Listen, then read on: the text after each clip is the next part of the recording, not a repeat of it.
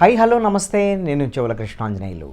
YSR Congress party ఎన్నికలు సమీపిస్తున్నటువంటి వేళ ఎన్నికల శంఖారావానికి సంబంధించినటువంటి సిద్ధం బహిరంగ సభల్ని ఒకదానికి మించి మరొకటి సక్సెస్ అయ్యేటువంటి విధంగా పక్కా ప్రణాళికతో ముందుకు వెళుతున్నట్టుగా కనపడుతుంది. సిద్ధం బహిరంగ సభ రాయలసీమలోని అనంతపురం జిల్లా రాప్తాడులో ఇప్పుడే ముగిసింది. ముఖ్యమంత్రి వైఎస్ జగన్మోహన్ రెడ్డి వైఎస్ఆర్ కాంగ్రెస్ పార్టీ శ్రేణులకి ఎన్నికలను సంసిద్ధం చేస్తూ తమ దిశానిర్దేశాన్ని వాళ్ళకు వివరించేటువంటి ప్రయత్నం చేశారు. చాలా జోష్ నింపేటువంటి విధంగా ఎన్నికలకు సంబంధించి తన క్యాడర్ మొత్తాన్ని కూడా వైఎస్ఆర్ కాంగ్రెస్ పార్టీ శ్రేణుల్ని, నేతలని అందరినీ కూడా ఎన్నికలకు సంసిద్ధం చేసేటువంటి విధంగా ఈ సభ కొనసాగింది. అయితే ఎన్నికల సంబంధించి ఈ సిద్ధం అనేటువంటి బహిరంగ సభ వాస్తవంగా 4 రీజియన్స్లో 13 ఉమ్మడి జిల్లాల్లో ప్రతి 4 జిల్లాలకు ఒక సభను నిర్వహించాలనుకున్నారు. మొట్టమొదటిది భీమిలిలో జరిగింది, ఆ తర్వాత ఏలూరులో జరిగింది, కృష్ణా జిల్లా వరకు. అయితే గుంటూరు, ప్రకాశం, నెల్లూరుకు సంబంధించి ప్రకాశంలో జరుగుతుంది అని అన్నారు. అది వాయిదా పడింది. ఇప్పుడు 18వ తేదీన ఈ రోజున రాప్తాడులో రాయలసీమ జిల్లాలకు సంబంధించి 52 అసెంబ్లీ నియోజకవర్గాలకు సంబంధించినటువంటి కార్యకర్తలు, శ్రేణులు అందరూ కూడా పాల్గొన్నారు. బహుశా నెల్లూరు, ప్రకాశము, గుంటూరు జిల్లాలకు సంబంధించి మరి ప్రకాశం జిల్లాలో నిర్వహిస్తారా, పల్నాడులో నిర్వహిస్తారో మొత్తం ఫైనల్ కావాల్సింది. అయితే రాప్తాడు బహిరంగ సభ రాయలసీమ సంబంధించినటువంటి ఒక పెద్ద హడావుడి. వైఎస్ఆర్ కాంగ్రెస్ పార్టీకి రాయలసీమలో మంచి బలం ఉన్నటువంటి ప్రాంతం. రాయలసీమ బిడ్డగా జగన్మోహన్ రెడ్డికి కూడా మంచి మద్దతు ఉండేటువంటి ప్రాంతం అక్కడ. కాబట్టి ఆ విధమైనటువంటి జోష్ క్యాడర్లో బాగా కనపడింది. దాంట్లో ఎటువంటి సందేహం లేదు. 2 సభలను పోలిస్తే ఏలూరు అదేవిధంగా భీమిలితో పోల్చినప్పుడు రాప్తాడు బహిరంగ సభ మరింత సక్సెస్ అయిందనటంలో ఎటువంటి సందేహం లేదు. అయితే ఈ సభలో ఇది బహుశా 4వ సభ అని అందరూ అనుకున్నారు. ఇది వైఎస్ఆర్ కాంగ్రెస్ పార్టీ ప్రకటించిన దాని ప్రకారంగా 4వ సభ. అయితే ఈ మధ్యలో జరగాల్సినటువంటి ఒక సభ గుంటూరు, ప్రకాశం, నెల్లూరు జిల్లాకు సంబంధించినటువంటి సభ అది వాయిదా పడింది. కాబట్టి బహుశా ఇంకొక వారం 10 రోజుల్లో దానికి సంబంధించినటువంటి సభ ఈ నెలలోనే కంప్లీట్ చేసేదానికి అవకాశం ఉండొచ్చు. అందుకని కావాలా ఈ సభలో మేనిఫెస్టో ప్రకటిస్తారు అనేటువంటి దాని మీద అందరూ అనుకున్నారు. అయితే ఇంకొక సిద్ధం సభ ఉంది కాబట్టి ఆ టెంపోని కంటిన్యూ చేసేటువంటి విధంగా ఆ చివరి సిద్ధం సభలో, అంటే ఈ సిద్ధం సభలన్నీ ఇప్పుడు క్లోజ్ అవుతాయి. ఈ ఎన్నికలకు ముందు షెడ్యూల్ వచ్చిన తర్వాత అన్ని నియోజకవర్గాలకు మళ్ళీ వీళ్ళందరూ కూడా ఈ సభలకు వచ్చేటువంటి వాళ్ళు వైఎస్ఆర్ కాంగ్రెస్ పార్టీ లీడర్లు, క్యాడరు, వాళ్ళకి సంబంధించినటువంటి ఒక్కో నియోజకవర్గంలో ఎంపిక చేసినటువంటి కార్యకర్తలు. వీళ్ళందరూ సామాన్యమైనటువంటి ప్రజలందరినీ కూడా ఏమి తరలించట్లా ఈ సభలకి. కాబట్టి రేపు ప్రజలతో సభలు నిర్వహించేదానికి అవకాశం ఉండొచ్చు. ఈ 4వ సభ సిద్ధం సభ బహుశా ఫిబ్రవరి నెలాఖరులో ఉండేటువంటి ఈ సభలో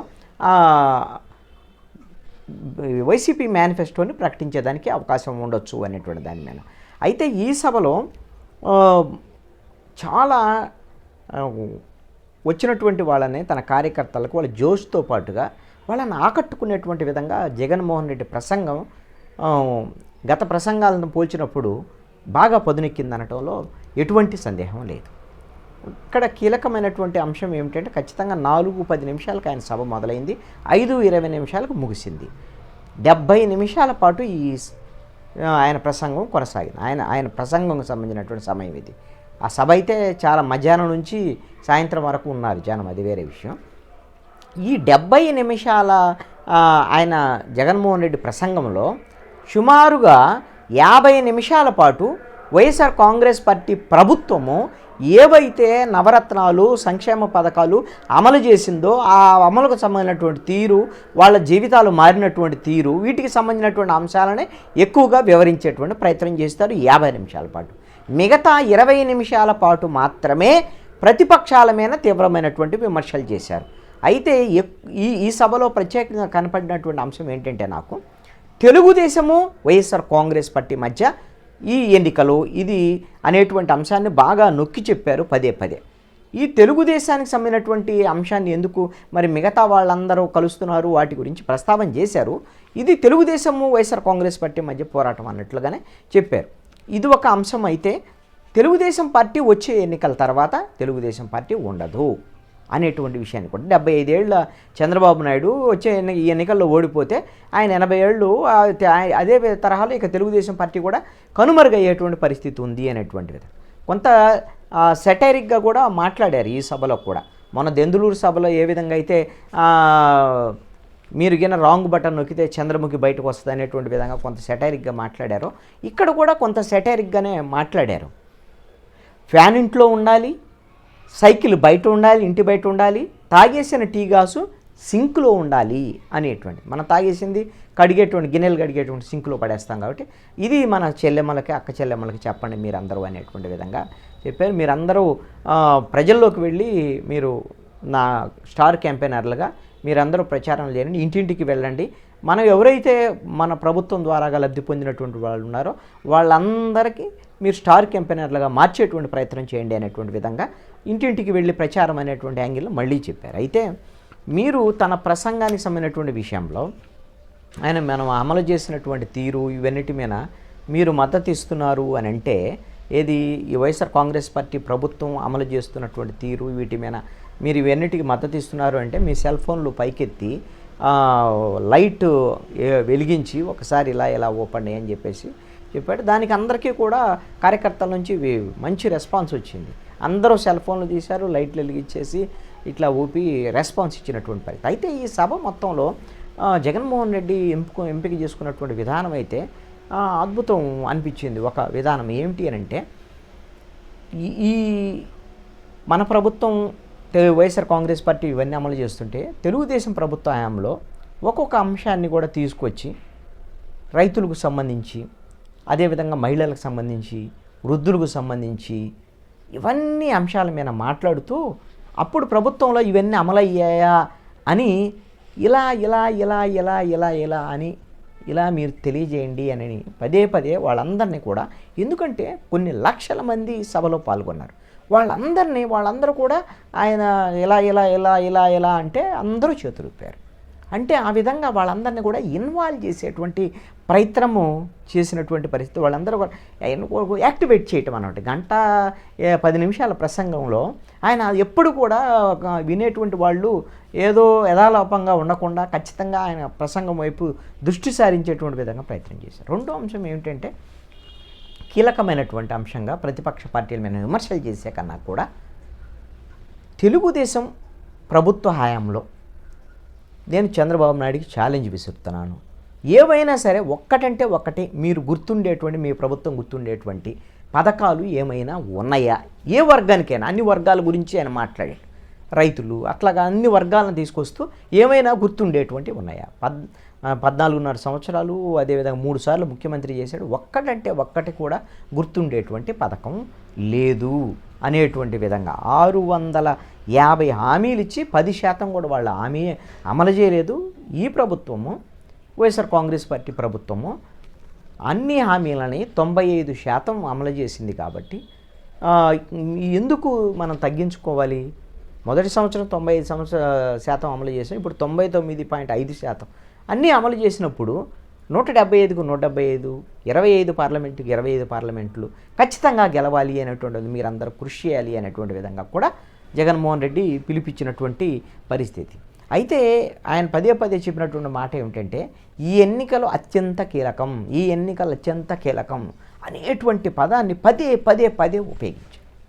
ఎందుకు అనంటే ఈ ఎన్నికల్లో వైఎస్ఆర్ కాంగ్రెస్ పార్టీ గెలిస్తే 3వసారి 4వసారి కూడా గెలిస్తే ఇంకా చాలా మేలు జరిగిద్దని చెబుతూ ఇప్పుడు గెలవగలిగితే ఇక తెలుగుదేశం పార్టీ బరిలోంచి వెళ్ళిపోతుంది, మిగతా పార్టీలన్నీ మనకు పోటీ ఉండేటువంటి పరిస్థితి లేదు. కాబట్టి 2వసారి గెలవటం అనేటువంటి, అది కూడా 175కు 175, 25కి 25 గెలవటం అనేటువంటి చాలా కీలకమైనటువంటి అంశం.